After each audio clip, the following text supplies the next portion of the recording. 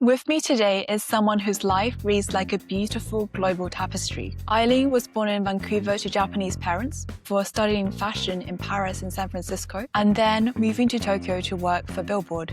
Eileen came to London working in the menswear collection for Nicole Fahy, and actually co-founded the award-winning brand Cucumber Collective, creating luxurious pieces with ultra-soft fabric techniques.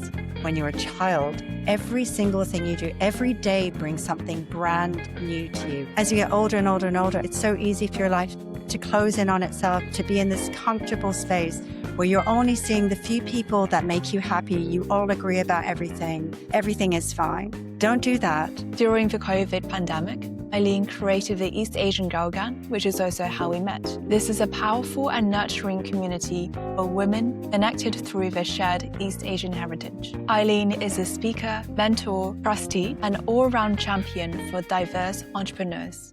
Quick note before we start. If you have enjoyed this podcast and want to support our incredible guests, please follow Low to Grow Podcast on Instagram and TikTok. Welcome to Low to Grow, the podcast transforming life's toughest moments into opportunity for growth.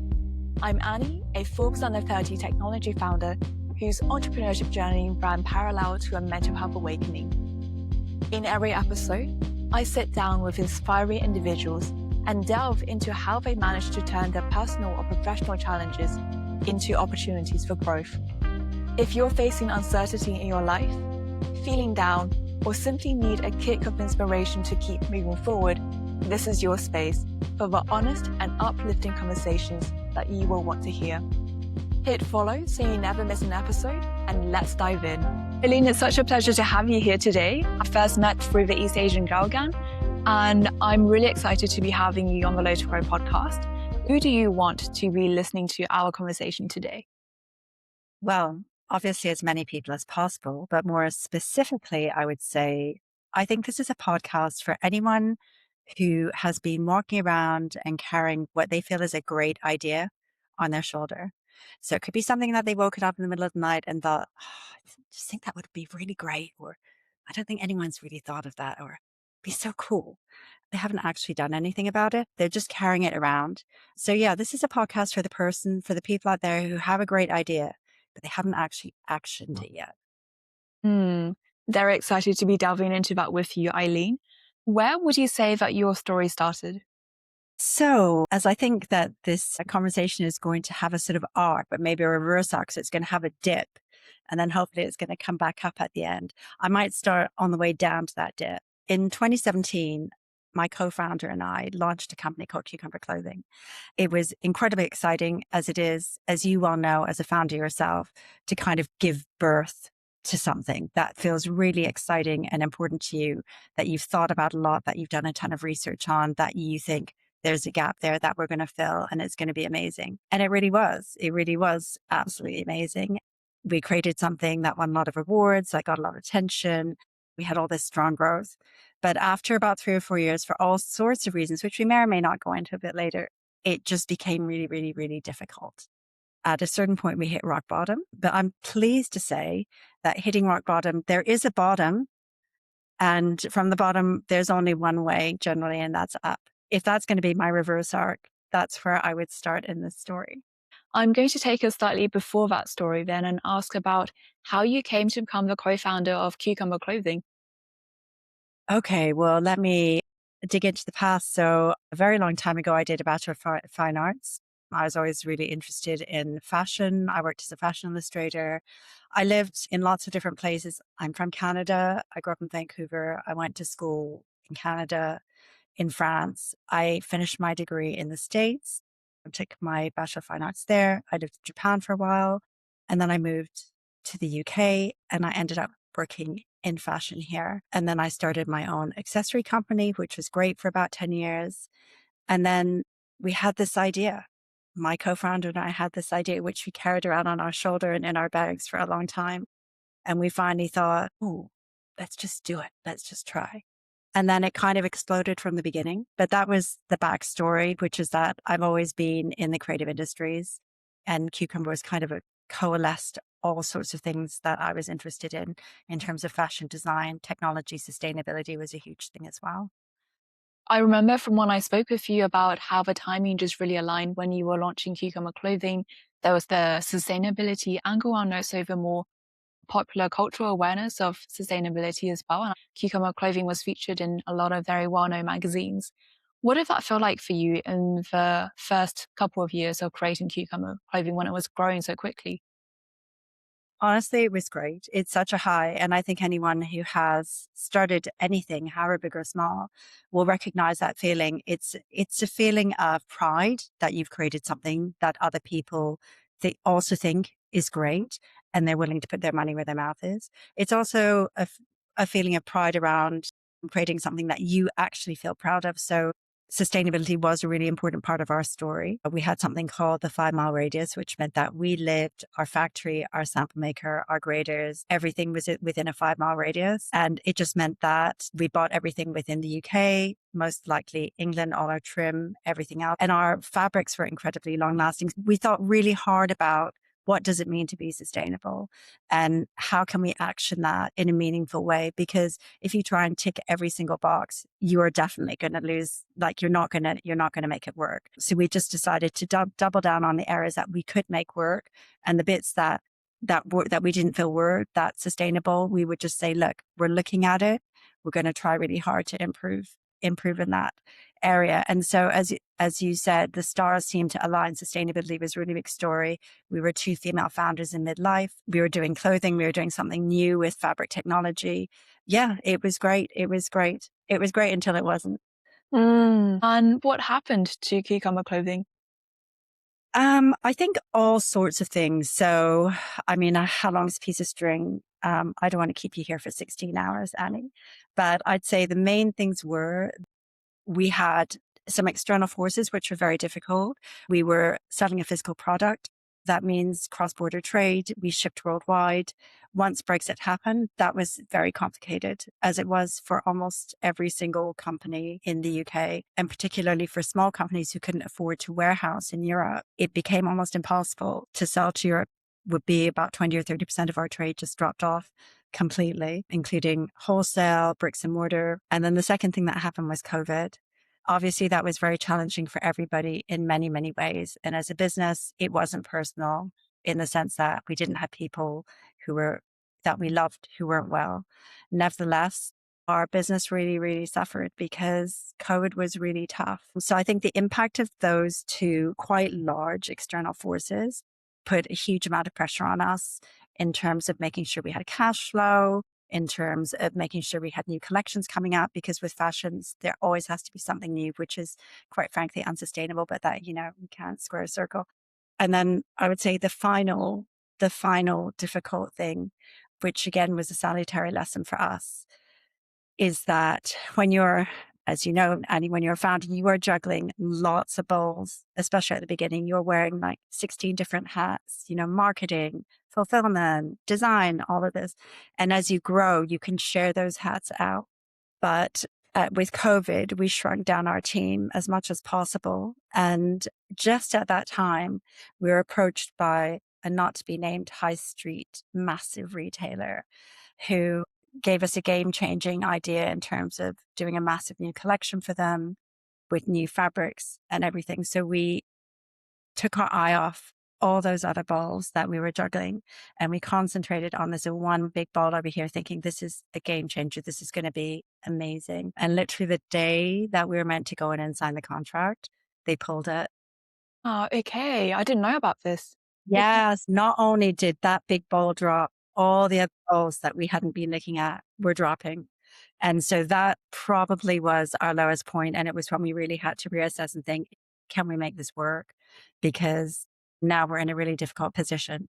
Maybe the lesson from that is, however exciting something seems, don't take your eye off everything else, because no one knows what's going to happen. And there's a lot of trust involved.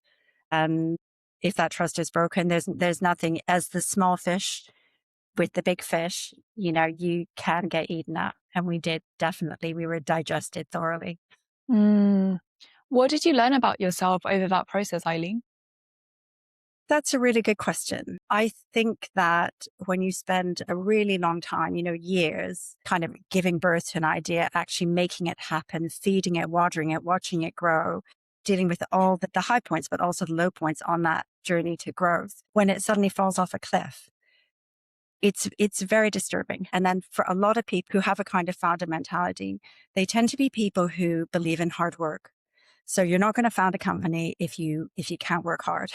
The downside of that sometimes is that people who have learned in their lifetime that if they work really hard, not just really hard, super hard, or like harder than anyone else and more, like the most, then usually they can overcome challenges. Usually they get over that hump, they see the other side, and they're like, okay, on to the next thing. And one thing that it did teach me was sometimes that doesn't work. Like sometimes you can work as hard as you possibly can, 7 days a week, take no holidays, and do more, do like the most that anyone can do. And it still doesn't work. And that actually was really difficult to understand at that time. But retrospectively, it was quite a good lesson to learn that sometimes if a brick wall comes down, you can't punch your way through it. So you have to make peace with that wall and either find a route around it or take a different route. You know, obviously friends, family, you get a lot of support. My co-founder and I, we were very lucky to be co-founders. We're still really good friends because having somebody who understands exactly the journey that you're on is super helpful as well. You don't need to explain anything. But yeah, I think then it's just learning that actually there are different paths and all the experiences that you've gained from creating this thing. You know, we did a million different things. I learned how to create a website. I learned how to organize a shoot. I learned hair and makeup. I learned how to do podcasting, how to do vlogging. You know, just, I can't even, there's a list of 1,000 things that I had an experience of. All of that stays with me. It doesn't just disappear with what's gone before. So I think it is slightly cliched, but to try and take the positive out of what's happened and to keep that close. You know, you've had this amazing experience. You've met amazing people. You know, we were on television, we were on radio, we were in magazines, we were in shoots, we organized shoots, we won awards. It was great. And that can be taken away from us. Those experiences still live with me. They've informed what I've done next in my life, which has been great. But yes, at the time when you're in the middle of it, it's not amazing. I see. How did you meet your co-founder for Cucumber Clothing? We met a very long time ago because her eldest son and my middle son became friendly at school. So we met at the school gate. We used to have a dog walk every week. We both worked out a lot. We both love exercise, all sorts of different kinds, netball, basketball, wild swimming, hot yoga, the list goes on. And we found that a lot of the time we're just wearing our workout kit all day if we didn't have to go to a meeting or something. We were like, why don't people make clothes for women that are like technical clothes? So like, even if you get hot, you don't show any sweat. They move with you. They don't constrict you, but they look great. They feel super soft. And that was the genesis of the idea, trying to bring that comfort, practicality, and positivity and helpfulness of like sports kit, but into everyday comfortable wear. We started off with sleepwear, to be honest with you. That's really beautiful. And it's really nice to hear you talk about how sometimes no matter how hard you work in business, things are just out of your control. And it's something that I guess you as an entrepreneur would have to make peace with. How did you then move on from the closure of Cucumber? As you were describing it before, creating a business is like creating a child. It's a labor of love, energy, hopes, expectations. When that shuts on itself, it can be quite a drastic change in terms of self-identity for the founder as well. That's absolutely right. You've hit the nail on the head because so much of you is tied up, of your self-image is tied up in what you've created. So when that closes down, you feel like a part of you is gone. And also it takes up so much of your time. We really were working 7 days a week and then suddenly you're not doing that. But there was a bit of overlap for me. So two things. One is, as I said, I've always worked in the creative industries and I have this kind of compulsion to make things. Even if I'm not doing it for work, I like designing. I like making things, whether it's clothing or accessories or sweaters or whatever it might be, and designing them. The design aspect of it is the most interesting to me. Also, at the same time, this was during COVID, and became quite interested in my ethnic and cultural background. So as I said, I grew up in Vancouver. Vancouver is very different from the UK. Well, Canada is different from the UK, but the demographic makeup is very different. So where I grew up, in the town that I grew up now, though it's changed over the years, it's over 60% non-Caucasian. I'm Japanese Canadian, but it's mainly Chinese origin, Korean. There are a lot of Persian people. There's a large Persian population. There's a very large Sikh population. It's got a very different feel to it, especially now. And my two best friends are of Hong Kong Chinese origin. And during COVID, when there was a lot of spike in anti-Asian hate crime, and it was all about the China virus, et cetera, and anyone who looked East Asian was begging. It just made me realize that even though I'd lived in the UK for a really long time, like for decades, I didn't have any friends who were from the East Asian diaspora. I just thought, well, that's really weird because in Vancouver, half my friends are East Asian background. And it also made me realize that there are some things that culturally you recognize within each other. You know, for me, it's like when I grew up, we had rice with every meal. So we'd have rice with fish, and we'd have rice with spaghetti bolognese, and we'd have rice with steak, and we'd have, you know, it didn't matter what else was on the table. There was always rice. And that's something I laugh about with my other friends who share my heritage. Or at Christmas, we'd have this amazing turkey, but it would have Japanese rice stuffing.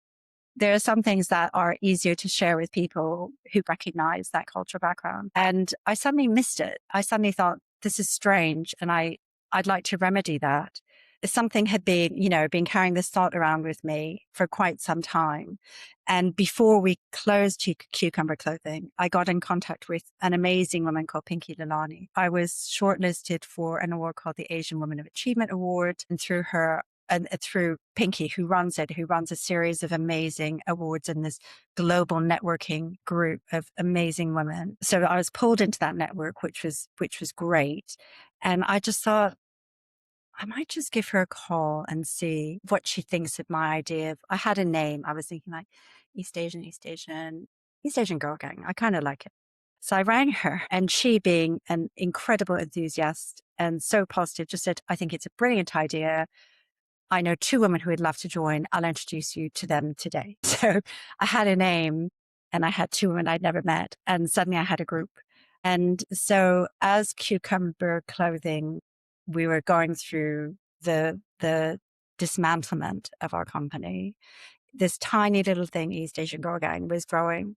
And that was, a beacon of positivity for me because it was in a completely different sphere. It was not a business at all. It's not actually registered as a charity. It is, I would say, very much just a community resource for women of East Asian heritage. And it's grown a lot over the last couple of years, and it's become a place of, I think, a great place of friendship and connection and support. And all the things that I mentioned, well, maybe not the photo shoots, but learning how to run a website, doing all the back end of that, the photography, learning how to manipulate photographs, doing blogs, like writing a newsletter, all that experience I put to use creating East Asian Girl Gang. Some of the positivity from that really intense period in my life has carried over into this new bit, which is calmer. And that's a nice thing. I think it's really beautiful. And it's really nice that you were able to channel your energy into that as well. I've been part of the East Asian Girl Gang group for, I think, just over a year now. And it's incredible to meet people who are either British Chinese or American Chinese, and to be able to relate to them in a way that I don't think I would be able to do so naturally. From your experience of running that group, what are some of the themes that you have seen come up in that group? I love that question because it's something that does come up a lot. Two things come up a lot. One is this idea of being, as one of the members put it, double diasporic or triple diasporic, quite frankly, bicultural. You might grow up in a family that my father was Japanese from Japan. My mother was second generation Japanese Canadian.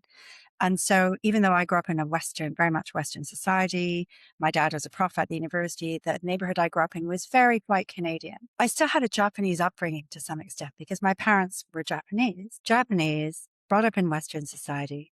I traveled around quite a bit, and then I ended up in British society. So I do feel like I carry three kind of cultures within me, reflected a lot through a lot of the members, the British-born Chinese people who were brought up in a Chinese household, maybe eating Chinese food. They really can recognize things in each other. But grew up, obviously, in a white British society. Also Americans, a lot of Americans, not so many Canadians. Maybe I'm the only Canadian. But also immigration patterns are so different. Why did the Chinese people who in my group moved to the UK?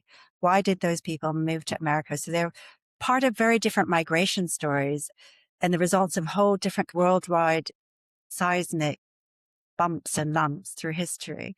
But nevertheless, this idea that you share different cultures within yourself is really powerful. And it's something that we really recognize in each other. It's like, oh, yeah, no, I feel that way too. Or that's what I would have said, but I couldn't say it because my Asian side held me back. And then I think the other interesting thing is definitely the split between our members who are North American East Asian and British East Asian, and whether that's because of the country, the culture that they're brought up in, but I feel that there is definitely a difference. But the nice thing is there are so many commonalities that it's produced this very lively, energizing group of people who seem to always be traveling. I was speaking to a member yesterday who's living in New York, but she's moving back, and just having that experience of being there and here. She was saying the experience of being East Asian in New York is so different than being East Asian in the UK. I think probably this idea of having more than one culture, more than one diaspora inside you is quite powerful. Hmm.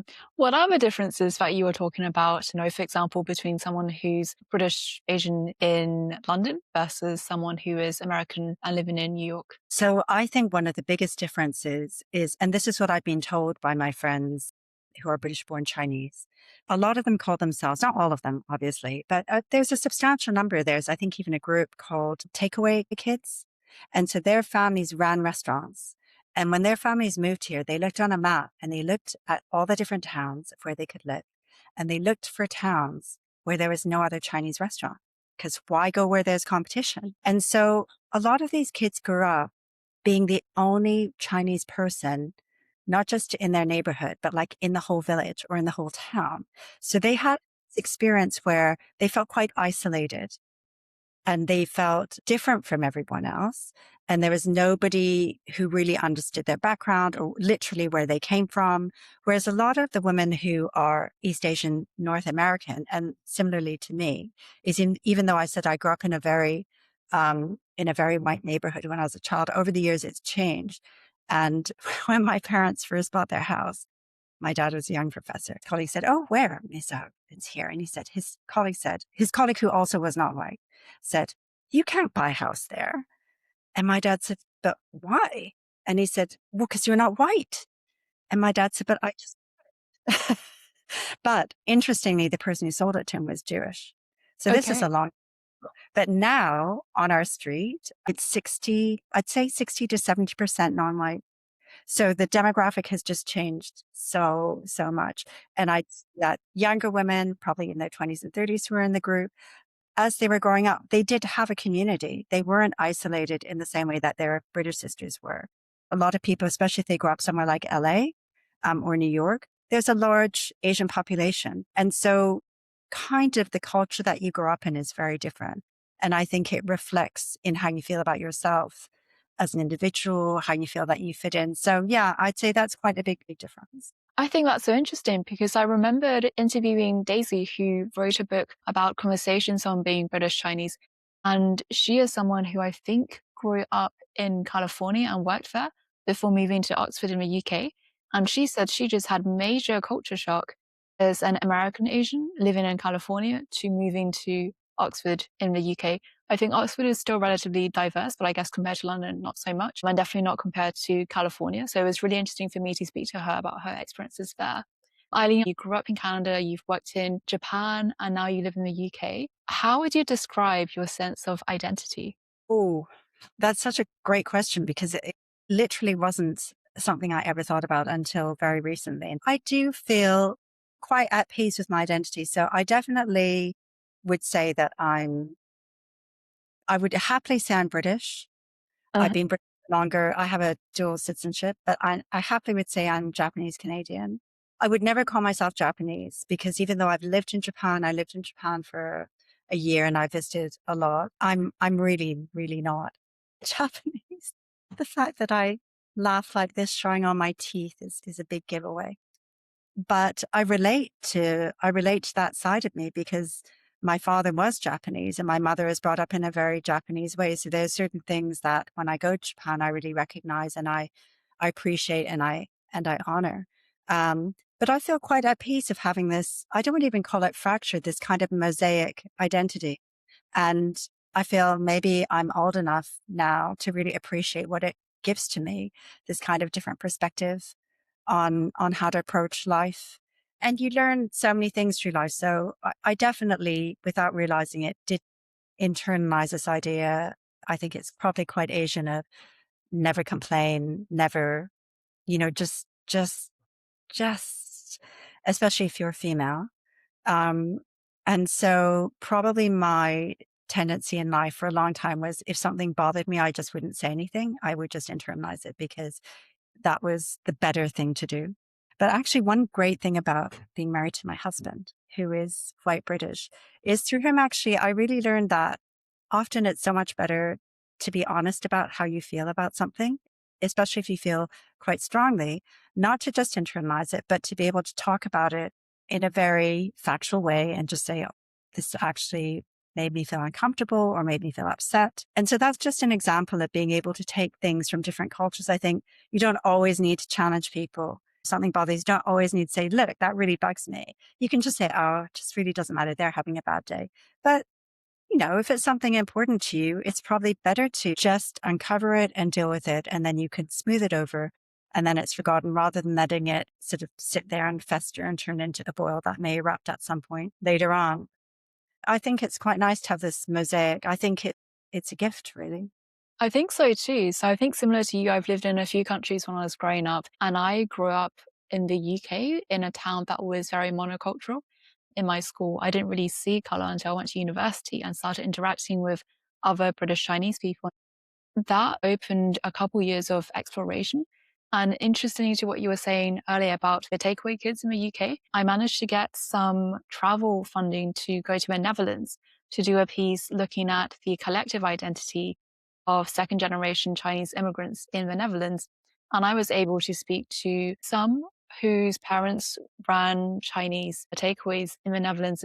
One was adopted. They never knew their birth parents, but they grew up in a very small Dutch village with Dutch parents. And that was super interesting. I found it really easy to relate to them. And I guess that was kind of what then prepared me for when I joined the East Asian Girl Gang, because I felt that whenever I met members who were from the US, we really got along. And I found that food was such a common language between all sorts of people with Asian diasporas. How you phrased it earlier about the mosaic of your different parts of your identity. I love that. I think for me, I managed to term it as a hybrid sense of identity. So having different parts of myself and really over the years grown to appreciate that as well. But I do find that my experience is different to what my parents have experienced. I'm curious if you have ever discussed a sense of identity with your parents who were Japanese and lived in somewhere like Canada. I find actually the older I get, the more fascinating I find my family history. I think it's a very classic thing. But my parents, what I love about them is they had a kind of fairy tale romance. They really should never have met. My mother was the child of economic migrants. So they came from a fishing village on the inland sea in Japan. And my grandfather moved to Canada to work in a mill very far up the coast. I went to visit. It's still so isolated. It's beautiful, but it's so isolated. And then my grandmother came. They had two children, very Asian. My uncle became first graduating class of Japanese Canadians because there are a lot of restrictive anti-Asian laws at the time. And then my mother became a pianist as a result. And luckily, they moved to Montreal, so they weren't interned because they had been living on the coast during the war. And then my dad had a very different upbringing. So he was Japanese in Japan. So my mother experienced a lot of racism, like just a racism. Her dad was paid half the wage or something of other white workers. You know, they lived in a separate area of town. Even though she was naturally a very, very, very happy person, she did experience everyday racism every single day when she was growing up. Whereas my dad grew up in Japan. So he was Japanese. He did not experience racism. He also came from a very different background. He came from what he was said in his obituary from an elite pre-war family. He was a assistant professor of neurology. He went to North America to do further study, was meant to go back after 4 years, but he met my mother at a dance and fell in love with her, and they were married 6 months later. Oh, wow. That's beautiful. It's a really romantic story, and they would never have met if they had both been living in Japan, because they would just never have met, literally never have met. But so their experience of living in Canada is very different. My mother carried, I realize that now, the shadow of the past with her. So living in our neighborhood, which, as I said, when I was growing up, was very white. There were people who definitely were cold to her because she was Japanese and not white. And she really felt that. Whereas my dad, because he had that very self-confident sense of self that you get really from, in this country, it would be from public school boys who have a very strong sense that they are people who are worthwhile. And my dad had a really strong sense of that. And even if somebody was racist towards him, it just fell off him like water off a duck's back. He didn't bother him in the least because he felt he knew his own worth. So I think that's actually quite interesting, that those formative experiences as when you're growing up can really mold how you feel as an adult in terms of how you react to when people try and do unkind acts to you, not even whether it's racism or just an unkind act. Some people take it to heart immediately and it can crush them. And other people will just sail through it and they'll be like, that's your problem, not mine. So I think actually there is a lesson, not that I'm saying that my mother did. My mother was a very, very strong person, but I could see that she was much more aware of even just kind of undercurrents of racism. And my father just didn't care. Interesting. And I guess you raised your children in the UK. How did you talk to them about race and also the heritage that they come from? That is also a really interesting question. And I should probably really ask them. They're fully grown up now, because the school they went to was not very diverse at all. And I would probably say, and you probably would have an opinion on this as well, that certainly growing up on the west coast of Canada, kind of race relations, language that's used, acceptable banter, it was always 5 or 10 years behind in this country than it was in North. That might just be to do with the demographic makeup or whatever, I don't know. And so I would say they definitely probably endured some banter when they were kids. They identify in any way as Japanese. They know that they are half Japanese and they're really proud of it. And they went to Japan for the first time last year and they absolutely loved it. And also they spent a lot of time with their grandparents in Canada. So I feel that there is this kind of core inside them that knows that they're Japanese. But I would say if you met them, they definitely present as very much British first. But they're a mosaic for sure. Understood. And Eileen, I know that you're now also one of the trustees for the Sesame organization, which I think started also during COVID, first as End Violence and Racism Against Asian Hate. Why did you choose to become a trustee of that particular organization?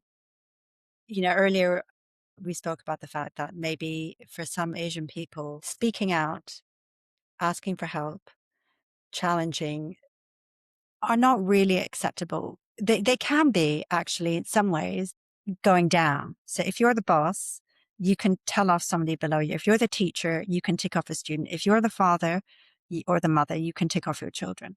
But there isn't generally this acceptability of a two-way street. So you can't have like an open, challenging sort of Socratic conversation where you're both, you're questioning something really strongly. And so as a result, I feel that if you are from an Asian background, it's harder for you to find help.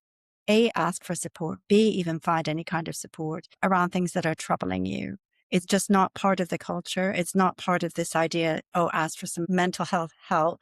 It is not something you're really going to hear, particularly for older generations.